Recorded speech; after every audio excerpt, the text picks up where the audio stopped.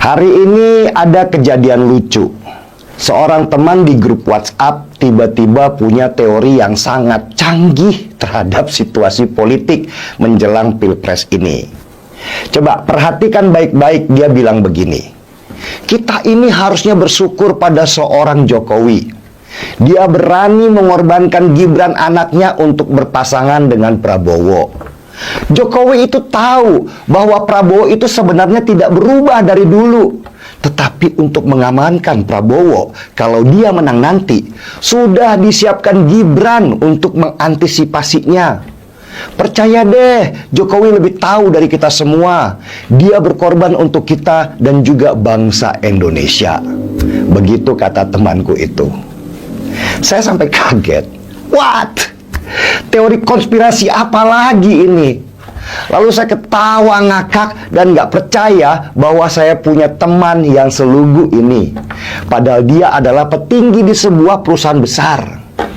Logika berpikir yang teman saya berikan itu adalah logika buta tanpa didasarkan fakta dan peristiwa. Dia mungkin cinta mati sama Jokowi sampai membenarkan segala sesuatu yang dilakukan oleh Jokowi, apapun kesalahan yang Jokowi perbuat. Kalau di kelompok sebelah ada yang namanya Salawi atau semua salah Jokowi, di kelompok sini ada yang namanya Josenar atau Jokowi selalu benar. Jokowi nggak ada salahnya buat mereka lah pokoknya. Dia nabi buat mereka. Dia berhala, nggak ada cacatnya. Kalau Jokowi naik mobil nabrak tiang listrik misalnya, tiang listriklah yang salah karena tidak mau minggir.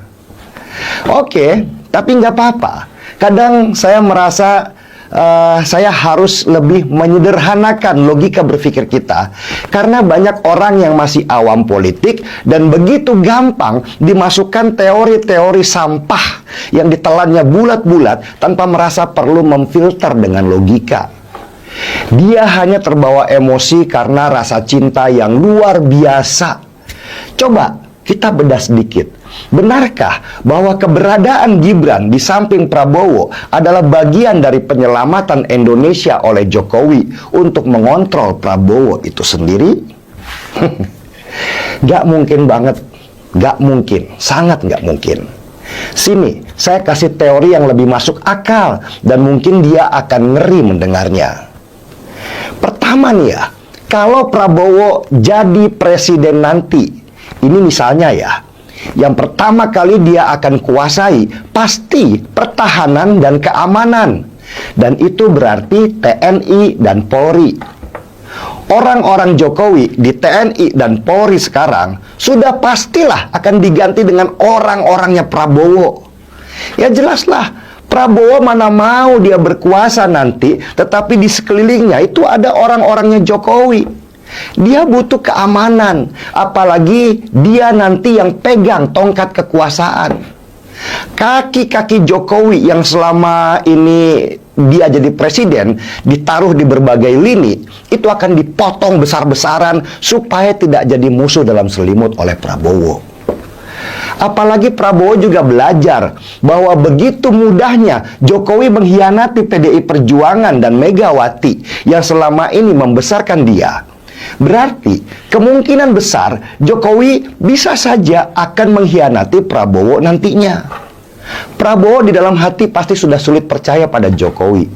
Kalaupun dia sekarang masih baik-baik saja, itu karena dia memanfaatkan Jokowi supaya bisa menjadi presiden saja. Gibran pasti hanya akan disuruh diam karena Gibran adalah representasi Jokowi, jadi juga merupakan ancaman buat Prabowo. Apalagi untuk Prabowo, Gibran itu anak ingusan yang nggak tahu apa-apa, yang hanya dipakai namanya saja. Kalau Gibran sampai sekarang masih terlihat percaya diri, itu karena bapaknya masih presiden aja. Coba kalau nanti enggak, pasti loyo juga. Dan orang-orang Jokowi yang sering ngomong tegak lurus Jokowi, tegak lurus Jokowi, itu hanya punya dua pilihan nantinya, ikut Prabowo atau disingkirkan. Dan orang-orang tegak lurus itu sudah pasti sebagian besar nantinya akan mengkhianati Jokowi dan merapat ke Prabowo Karena sifat dasarnya mereka memang oportunis, bukan idealis. Mereka hanya mencari selamat untuk dirinya sendiri saja. Toh nanti juga dapat kursi komisaris, mau kursi menteri di zaman Prabowo jadi presiden. Mimpi. Di belakang Prabowo itu ada ribuan orang dari partai-partai dan orang lama yang sudah antri sejak lama.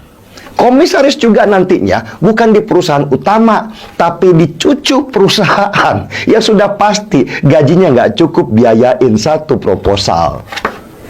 Jadi kalau Prabowo misalnya nih ya, misalnya nanti jadi presiden, jangan mimpilah bahwa Jokowi akan sekuat sekarang ketika dia masih jadi presiden.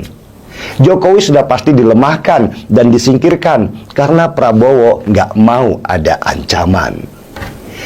Ini teori yang sederhana sebenarnya, yang seharusnya juga seorang Jokowi tahu itu.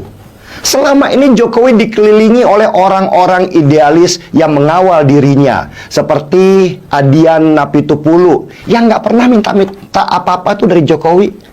Tapi Jokowi ternyata sekarang merasa lebih baik berteman dengan orang-orang yang sering memuji dirinya, menjilat dirinya, dan meninggalkan orang-orang idealis yang selama ini bersama dengannya. Jokowi harusnya paham bahwa para penjilat yang bersamanya sekarang ini kelak akan menikamnya dari belakang ketika dia sudah tidak lagi dibutuhkan.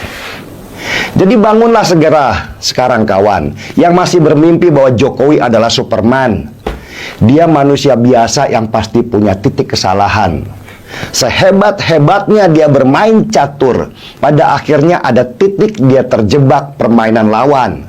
Bukan karena dia tidak pintar, tetapi karena dia terlalu percaya diri bahwa dia akan menang, sehingga tidak waspada terhadap jebakan maut di depan yang menantinya. Seruput dulu kopinya kawan-kawan.